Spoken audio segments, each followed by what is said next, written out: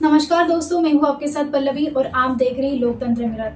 विश्व हिंदू परिषद के महाराष्ट्र और गोवा प्रांत के क्षेत्र मंत्री गोविंद शेंडे ने बांग्लादेश में हो रही हिंसा पर चिंता जताई है। तो चलिए जानते हैं इसी संदर्भ में विश्व हिंदू परिषद के गोविंद शेंडे से।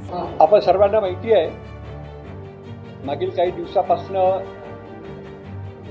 आपल्या एका शेजारी राष्ट्रामध्ये एक अराजकताची स्थिती निर्माण झाली आहे। तिथे एक आंदोलन उभं झालं आणि त्या आंदोलनाची परिणिती तिथल्या पंतप्रधानांच्या त्यागपत्राने झाली।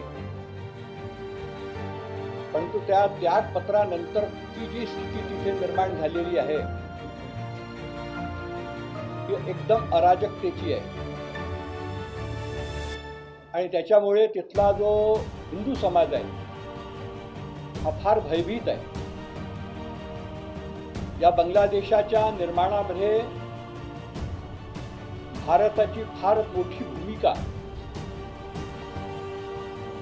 तोच बांगलादेश हिंदूंच्या विरोधामध्ये उभा होतो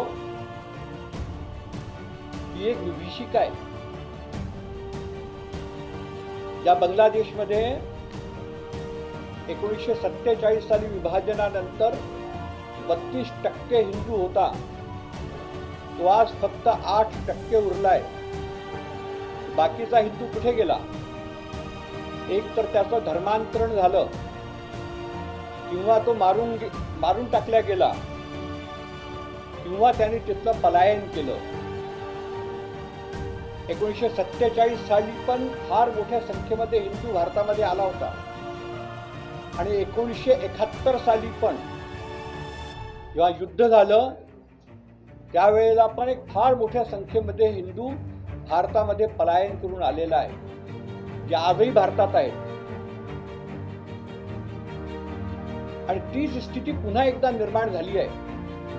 आज जवळपास 1,40,00,000 हिंदू तिथे वास करतात आणि त्यांच्यावरती ज्या प्रकारे अत्याचार तिथे होऊन राहिले, अनाचार होऊन राहिले, त्यांच्यावर दुराचार होऊन राहिले, महिलांचे बलात्कार होऊन राहिले, मंदिर तोडल्या जात आहे, जाळल्या जात आहे, गुरुद्वारे, बौद्ध विहार, बौद्धांच्या मूर्त्या, ज्या व्यक्तींनी बांगलादेशाचा निर्माण करण्याकरता आपलं पूर्ण आयुष्य खपवलं त्या व्यक्तीचे पण पुतळे ज्या प्रकारे आपण पाहिले आहेत, कसे तोडल्या गेले, हे जे अराजकता तिथे निर्माण झाली आहे त्याच्यामुळे भारताला पण एक धोका निर्माण झाला आहे।